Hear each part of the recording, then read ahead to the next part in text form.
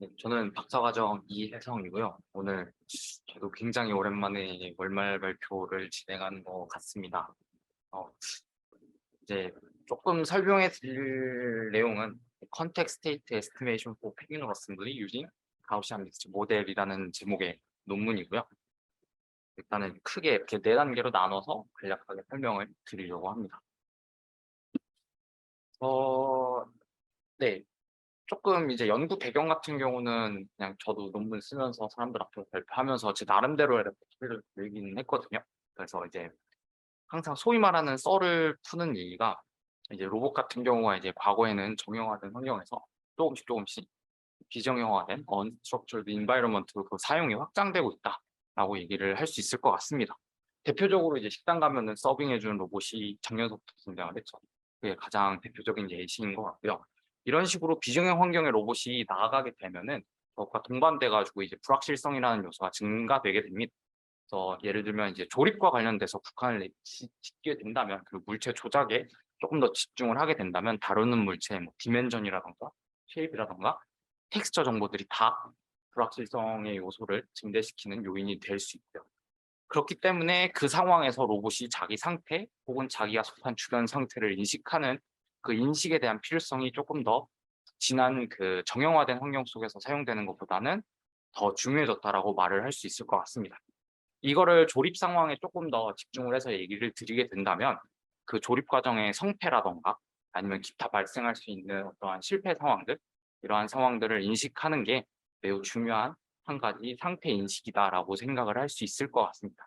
근데 이런 얘기를 하게 되면 많은 분들이 이제 "영상 정보 비전을 쓰면 되는 거 아니냐?"라고 많이 반문을 하시더라고요. 그런데 물론 이제 영상은 카메라 정보를 쓰는 게 되게 좋은 정보를 질적 정보를 제공을 하지만 결국에 카메라를 쓰게 된다 하더라도 로봇 등에 의해서 가려지는 사각이 반드시 생기게 되고요. 이게 카메라 같은 경우는 투사를 할 수 없으니까요.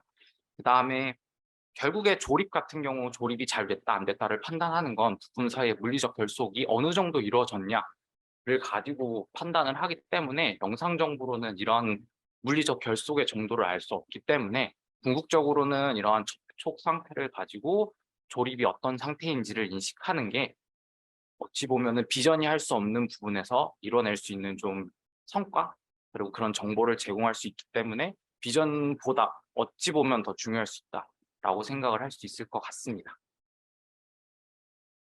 그래서 조금 관련된 선행 연구가 제가 이제 논문 쓰면서 크게 공부하고 영감을 받았던 네 가지 논문이 있는데요. 궁극적으로는 이제 다 접촉 상태를 예측하려고 하는 그리고 요 네 가지 경우 전부 비전 없이 수행을 했던 연구이고요. 또 뭐 언슈퍼바이즈드 메소드를 썼느니 슈퍼바이즈드 메소드를 썼느니 뭐 티칭을 썼는지 하는 여러 가지 방법들이 있지만 궁극적으로는 접촉 상태를 성공적으로 인식했다라는 업적을 남겼던 논문이라고 볼 수 있을 것 같습니다. 그래 가지고 이런 기존 연구 대비 조금 요번에 발표했던 논문이 뭐가 다르고 뭐 어떤 점을 기여했느냐라고 물어볼 때 저는 이제 네 가지 얘기를 했거든요. 그중에 하나는 라벨링이 필요 없다. 그리고 두 번째는 좀 고차원 데이터와 그 고차원 데이터의 코릴레이션을 같이 고려할 수 있는 모델링을 했다. 그리고 세 번째 같은 경우는 탐색을 실패하는 이거를 데비에이션이라고 부르는데요. 요 상황을 감지할 수 있었다.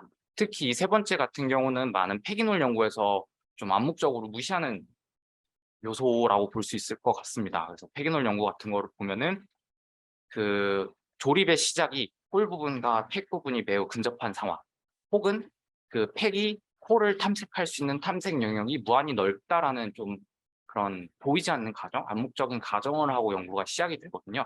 하지만 이제 조립 과제에서부터 시작해 가지고 많은 부품들은 탐색 영역이 그렇게 무한히 넓지도 않기 때문에 탐색을 실패하는 경우가 생기게 됩니다.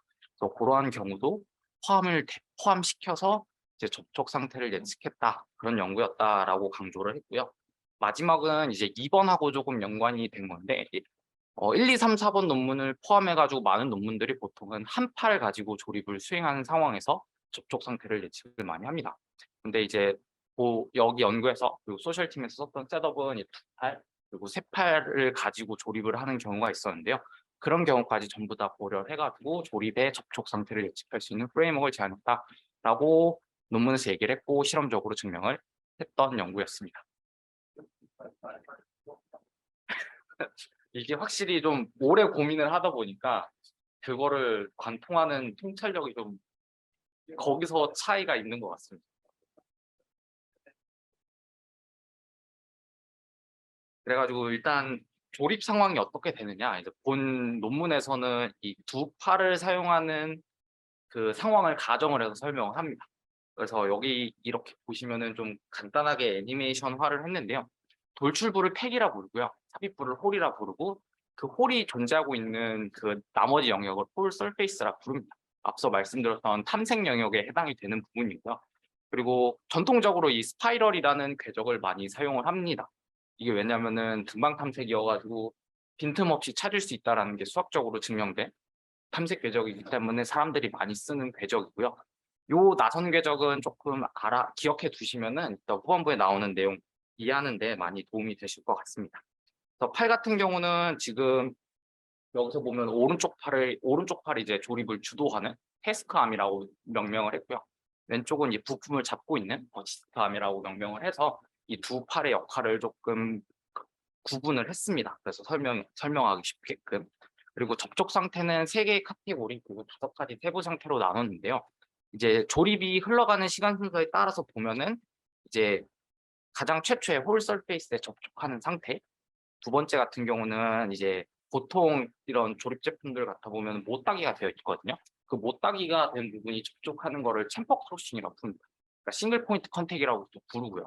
그다음에 조립 방향으로 이제 부품이 팩이 움직이는 그런 동적인 상태, 그리고 마지막으로 조립이 끝났을 때 성공했는지 실패했는지 이렇게 총 5가지 상태를 정의를 해서 이거를 구분하려고 했습니다. 그럼 여기서 좀 발생할 수 있는 좀 어려운 점이 하나 있었는데요. 삽입이 성공된 인설션 케이스와 데비에이션 케이스를 동시에 조금 설명을 좀 해드리도록 하겠습니다. 일단은 어떤 임의의 포인트에 이렇게 위치하게 되면은 홀과 팩의 상대 위치가 이렇게 나타낼 수 있거든요. 그럼 요 궤적을 따라서 조금만 진행하게 되면 이제 구멍 안으로 쑥 들어가게 되겠죠.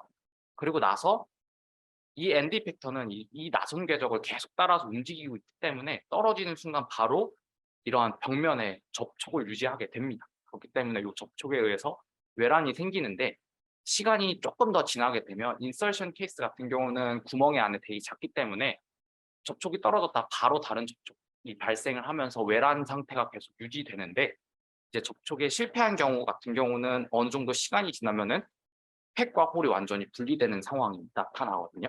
그러니까 이러한 상황이 육안으로 봤을 때는 굉장히 분명하게 갈리는데요.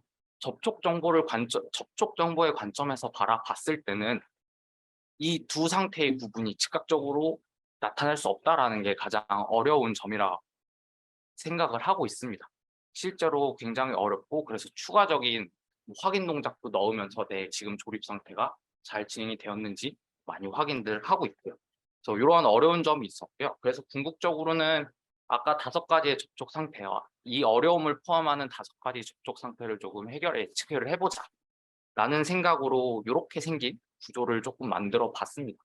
그래서 여기서 말하는 이 인디케이터라고 하는 거는요, 이제 2가지가 존재하는데 각각 입력에 대한 서브 스테이트 상태를 묘사하는 역할을 한다라고 정의를 했고요. 요 친구들이 이제 앞서 얘기했던 가우시안 믹스처 모델로 모델링된 친구들입니다. 그래서 가우시안 믹스처 모델은 여기 보이는 수식처럼 K개의 가우시안 디스트리뷰션의 웨이티드 썸으로 이루어집니다. 여러분들이 그 선형대수 시간에 많이 배웠던 그 리니어 콤비네이션과 똑같은 형태라고 생각을 하시면 됩니다. 단지 이제 그 XI라는 텀이 이제 가우시안 디스트리뷰션으로 바꿔치기 된 그런 상태라고 생각을 하시면 이해가 아마 쉬우실 거예요. 그리고 이 가우시안 믹스처 모델과 항상 따라오는 게 익스펙테이션 맥시미제이션 알고리즘이거든요. 왜냐면은 이 가우시안 믹스처 모델로 각각 그 믹스처에 대한 평균과 베리언스를 구하게 되는데 이 친구들이 최적이 아니기 때문에 그걸 한 번 더 최적화시켜주는 방식 알고리즘이라고 생각을 하시면 될 것 같습니다. 크게 이제 여기 보이시는 이 감마가 이제 리스폰서빌리티라고 불리는 레이턴트 베어리어블입니다. 이게 어떤 의미냐면 K개의 믹스처가 있는데 그 과정 중에 어떠한 믹스처가 제일 도미넌트한지를 나타내주는 그런 역할을 하는 그 레이턴트 베어리어블이고요. 만약에 그러면은 접촉 상태가 5가지라면 5가지의 믹스처가 있을 텐데 그중에 가장 도미넌트한 친구가 어떤 친구인지를 알려주는 그 지표가 되는 변수라고 생각을 하시면 됩니다. 그래서 그렇게 계산을 하고 요게 이제 익스펙테이션 스텝이라고 그러고요. 그다음에는 이제 맥시마이제이션 스텝으로 넘어가게 되는데 그 스텝은 이제 여기 있는 것처럼 그 구한 리스폰서빌리티를 가지고 민과 그다음에 코베리언스 그다음에 웨이트를 업데이트하는 과정이라고 보시면 될 것 같습니다. 그래서 요 과정이 계속 반복이 되면서 요 투 스텝이 계속 반복이 되면서 일정 수준으로 로그 라이클리후드를 만족시킬 때까지 그 변화량이 거의 0에 수렴할 때까지 계속 반복되는 과정이다. 그렇게 해가지고 가우시안 믹스 모델의 민과 코베리언스를 업데이트해서 글로벌 미니멈은 아니지만 어느 정도 적당한 수준의 로컬 미니멈에 수렴시키는 역할을 하게 됩니다. 그래서 이 두 인디케이터들이 이러한 과정으로 이제 작성이 되었고요. 그래서 토크 인디케이터 같은 경우는 그 말대로 입력이 조인트 토크이고 조인트 토크 상태가 큰지 작은지를 나타내주는 역할을 하게 됩니다. 여기서 이제 2가지 상태이기 때문에 토크 인디케이터 같은 경우는 2개의 믹스처가 합쳐진 그런 상태로 모델링이 된다라고 보시면 될 것 같고요. 포지션 벨로시티 인디케이터 같은 경우는 조립 방향으로의 위치와 속도를 입력으로 사용을 해서 이제 서로 다른 그 조립 방향으로의 디스플레이먼트를 3가지, 그다음에 속도 성분에 대한 거 1가지에서 총 4가지 출력을 내게끔 설계를 했습니다. 그래서 여기 있는 이런 인덱스들은 이제 퍼지 이론에서 나오는 컨벤션을 따라한 거라서 그거 관련해서 보시면 조금 더 이해가 쉬울 것 같고요. 그다음에 디스크리미네이터 같은 경우는 이제 출력을 받아가지고 최종적으로 접촉 상태를 결정하는 역할을 하게 됩니다. 그래서 이제 결과적으로는 룰을 사용을 했고요. 그래서 이 룰 같은 경우는 요 관련된 좀 도메인 널리지가 필요하지만 그리고 트라이 앤 에러로 조금 작성을 했지만 인디케이터가 이제 토크 같은 경우는 2개, 포지션 벨로시티 같은 경우는 4개 출력을 갖고 있기 때문에 아래에 있는 것처럼 8개의 규칙을 가지고 결과적으로는 잘 예측을 했다라고 말씀을 드릴 수 있을 것 같습니다. 그리고 이제 디스크리미네이터 같은 경우도 이 2가지로 나눴는데요. 이 2가지 나눈 이유가 아까 말씀드렸던 그 어려움을 극복하기 위한 좀 해결책이었습니다. 싱글 샘플드 디스크리미네이터 같은 경우는 그 말 그대로 싱글 샘플 데이터를 가지고 접촉 상태를 예측하는 그러한 역할이고요. 그래서 S, C, T 상태를 검출하고 최초의 I냐, 인서션 됐느냐, 데비에이션이 됐느냐의 상태를 조금 알려주는 역할을 하게 됩니다. 멀티 샘플드 같은 경우는 이 싱글 샘플드 디스크리미네이터에 의해서 최초로 인서션 혹은 데비에이션 상태가 인지되었을 때 트리거가 돼서 특정 시간 동안 데이터를 쌓아서 그 비율을 가지고 내 지금 상태가 조립의 성공인지 조립의 실패인지를 인식하는 그런 역할을 하게 됩니다. 그래서 말씀드렸던 이 일정 시간 t는 마음대로 정한 것은 아니고요. 아까 말씀드렸던 그 스파이럴 탐색 궤적의 그 한 주기라고 표현할까요?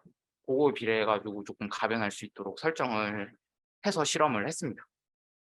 아주 좀 말만 하면 좀 이해하기 어려우실 것 같아 가지고 좀 영상을 좀 캡처를 했거든요. 그래서 이걸 보시면 조금 이해가 쉽지 않을까 생각이 듭니다. 근데 제가 영상 편집을 잘할 줄 몰라서 레졸루션이 좀 자잘하게 나올 수 없어 영상이 가끔 툭툭툭 튀는 것도 있는데 그것도 감안해 주셔가지고 보시면 좀 더 키울 걸 그랬나요?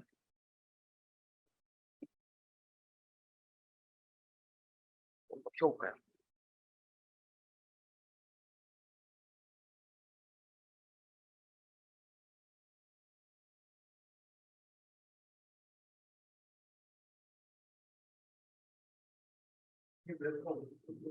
어, 요 그래프가 이제 뒷 슬라이드에 나오는데 그러면은 조금 이해를 돕기 위해 뒤에 있는 슬라이드를 설명을 해드리겠습니다. 요게 이제 아까 그 동영상에서 플롯되는 그거를 이제 다 이렇게 처음서부터 끝까지 플롯한 건데요. 이제 위에 있는 게 토크 입력과 그에 따른 서브 스테이트고요. 가운데 있는 게 포지션 벨로시티 입력하고 그에 따른 예측, 그다음에 마지막이 이제 그 디스크리미네이터가 출력으로 내보내는 결과를 플롯을 한 거고요. 그래서 여기 같은 경우 이제 좀 이렇게 좀 왔다 갔다 이제 진동이 있긴 하지만 그래도 최초로 인서션 케이스가 인지가 됐을 때 멀티 샘플드 디스크리미네이터가 트리거가 돼서 최종적으로는 이렇게 '아 지금 조립은 실패했다.'라는 결과를 나타낸 그래프입니다. 요런 식으로 그래프를 나타낼 수 있을 것 같고요. 그래서 요거 감안하시고 동영상을 보시게 되면요.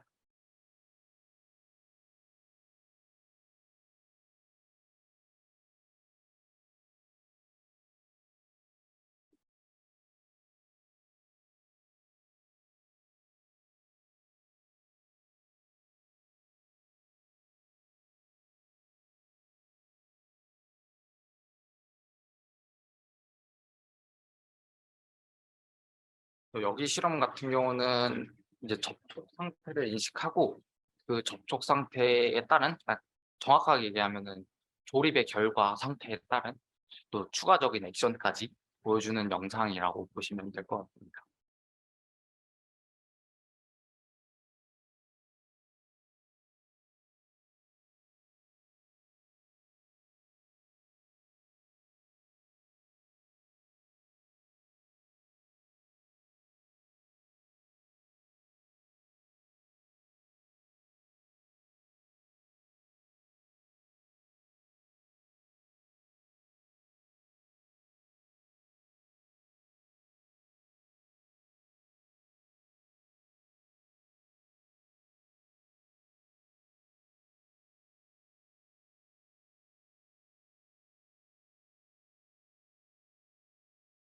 조금 더 좀 이 편집한 영상이라서 앞뒤를 잘라낸 영상이어서 좀 다 완성된 영상을 보고 싶다 하시는 분들은 이제 홈페이지에 업로드된 걸로 알고 있습니다. 그래서 거기 가서 참고를 해 주시면 될 것 같고요. 거기 같은 경우에는 이제 팔 3 개가 작업하는 것도 영상이 올라와 있으니까 좀 관심 있으신 분들은 거기 가서 보셔도 좋을 것 같습니다. 그래 가지고 총 30번의 실험이 있었고요. 그래서 다른 주요 많이 쓰이는 뭐 K-민 클러스터링이라든가 퍼지시 클러스터링 알고리즘에 대비해서 요거 같은 경우는 이제 거리 기반의 클러스터링 방법인데요. 그거에 비하면은 쪼끔 더 좋은 성능을 보이고 있다라고 네 실험적으로 보였습니다. 그래서 여기 가로친 거는 아까 말씀드렸던 그 판단하는 시간 T를 2 개로 바꿔가면서 실험을 했기 때문에 2 가지 결과가 나온 것이고 어 결과적으로는 2 번의 실패 상황이 있었거든요. 그래서 첫 번째 경우는 삽입됐는데도 이제 "실패했다."라고 인식한 경우인데 이거 같은 경우는 이 매니플레이터가 토크 제어가 되기 때문에 이제 태스크암이 움직이게 되면은 어시스트암 같이 따라 움직이게 되거든요. 그렇게 되면은 그 구멍 안에서 팩의 접촉이 잘 안 일어나는 경우가 종종 발생을 합니다. 그래서 이런 같은 경우에는 그냥 판단하는 시간을 느리게 되면 그거에 따라서 스파이럴 게 커지기 때문에 접촉이 잘 일어나거든요. 그렇게 되면은 그런 경우는 극복할 수 있었고요. 근데 마지막 한 가지 같은 경우는 이제 실패를 했음에도 불구하고 성공했다, 삽입이 되었다라고 판단한 케이스인데 이거 같은 경우는 이 한쪽 작업을 주도하는 팔이 좀 딱 뻗어 있는 스트레치 된 상태여 가지고 좀 싱귤러 컨피규레이션에 가까웠었죠. 그렇게 되면은 아무래도 계산되는 이 값이 커지기 때문에 그래도 그로 인해서 '실패가 아니라 성공이다.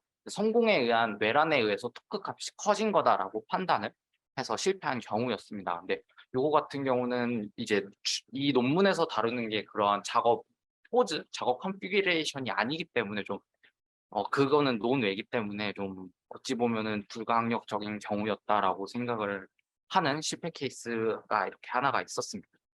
결과적으로는 쪼금 다른 클러스터링 방법에 비해서 쪼끔 더 좋은 성능을 보였는데 이게 이 가우시안 믹스처 모델을 선택한 것에 대해서 좀 얻을 수 있는 장점 때문이 아니었나라고 생각을 하고 있습니다.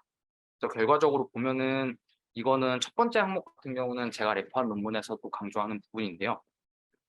동일한 접촉 상태인데도 각각의 관절 조인트들의 값은 서로 다른 디스트리뷰션을 나타내거든요. 이러한 특성을 non stationary property라고 부르는 것 같습니다. 그래서 이렇게 매저드된 상태의 non stationary property를 조금 잘 묘사할 수 있는 방법이 거리 기반의 클러스터링이 아닌 그러니까 가우시안 믹스처 같은 확률 기반의 클러스터링 알고리즘이 요거를 잘 대처할 수 있는 분석적인 특징을 갖고 있었다라고 생각이 드는 부분이 하나가 있고요. 두 번째로는 입력으로 사용된 데이터들 사이의 코릴레이션도 굉장히 중요한 것 같습니다. 예를 들면 이제 오른팔의 1번 조인트는 오른팔의 7번 조인트에 영향을 받게 되는 게 당연한 거고요. 조금 더 확장을 하게 되면은 오른팔의 7번 조인트는 왼팔의 1번 조인트에도 영향을 주거든요. 왜 그러냐면 얘네들은 물리적으로 결속이 돼 가지고 같이 움직이기 때문에. 그렇기 때문에 각 데이터들의 이러한 코릴레이션 관계를 잘 고려를 해야 되는데, 가우시안 믹스처 모델 같은 경우는 코베리언스 매트릭스를 같이 업데이트하기 때문에 이러한 그런 연관관계를 잘 반영해서 모델링할 수 있었지 않았나, 그래서 좋은 결과가 있지 않았나라고 생각을 하고 있습니다. 실제로 논문에서는 이제 같은 실험인데도 양팔의 토크 데이터를 쓴 경우와 한 팔의 토크 데이터를 쓴 경우 비교를 한 내용을 간략하게 언급을 했는데요. 당연히 양팔을 쓴 경우가 조금 더 예측 성공률이 좋았습니다. 그래서 이러한 특성 때문에 다른 거에 비해서는 조금 더 좋은 성능을 얻어낼 수 있지 않았나라는 생각을 하고 있습니다. 그리고 마지막으로는 좀 몇 가지 한계점들이 언급이 됐는데요. 일단 첫 번째 같은 경우는 정의한 접촉 상태가 부품과 부품 사이의 상대 방위를 고려하지 않았다라는 지적이 하나 있었습니다. 그래서 이때 아마 제 알기로는 A가 너 이거 반드시 명확하게 명시해야 돼라고 해가지고 문구까지 적어줬거든요. 그래서 요 부분이 하나의 한계점이라고 생각을 하고요. 두 번째 같은 경우는 좀 적절한 디멘전 리덕션이 있어야 될 것 같은데 그거를 고려하지 않았다. 이제 실험적으로 이제 팔 2개도 되고 3개도 되니까 5개, 6개, 7개, 8개 다 무리 없이 된다라고 생각을 할 수 있는데, 5개, 6개, 7개가 되면은 로우 팔이 7자 유도로만 했을 때도 한 7자 유도만이라고 해도 막 56차원 입력, 뭐 70차원 입력이 들어가기 때문에 좀 어느 정도의 적당한 그런 디멘전 리덕션은 필요하지 않았나, 그거를 고려하지 않았다라는 게 하나 또 꼬집을 수 있는 단점인 것 같습니다. 그리고 마지막으로는 제가 최근에 받았던 리뷰 때문에 좀 상처받은 말인데, 아무래도 이제 휴리스틱한, 그러니까 룰 베이스의 접근이다 보니까 넘버 오브 위스트를 어떻게 정했냐, 룰은 또 어떻게 정한 거냐, 이러한 요소들이 이제 다른 분들은 좀 싫어하시더라고요. 너무 휴리스틱한 거 아니냐. 근데 이제 룰 베이스의 접근 방법이 갖는 간단하지만 좀 벗어날 수 없는 가장 치명적인 약점인 것 같습니다. 다른 알고리즘에 비해서는 규칙을 잘 세우면 성능은 로버스트하게 나올 수는 있지만, 그 과정에서의 그거를 해본 사람들만 할 수 있는, 어찌 보면 그런 휴리스틱이 있어가지고 다음번에는 요거를 좀 개선을 해가지고 휴리스틱한 접근 방법을 많이 줄인 상태로 말단 장치의 접촉 상태를 좀 예측해보는 연구를 해볼까 생각을 하고 있습니다. 그럼 궁극적으로는 손끝도 해보고 발끝도 해봤게 된 셈인데, 네, 조금 더 확장해가지고 조금 더 고도화를 시켜가지고 이러한 휴리스틱적인 요소를 많이 줄이는 연구를 다음번에 해보면 좋겠다라는 생각이 이 자료를 만들면서 들더라고요. 그래서 네, 여기까지 발표는 하도록 하고요. 혹시 뭐 궁금한 거라던가 아니면 아까 얘기했던 뭐 가우시안 믹스처 모델 뭐 관련돼 가지고 공부하고 싶으신 신입생 전연차들이나 뭐 인턴분들 있으면 제가 자료 보내드릴 수 있으니까 편하게 연락 주셔도 되고요. 발표는 여기까지 하도록 하겠습니다.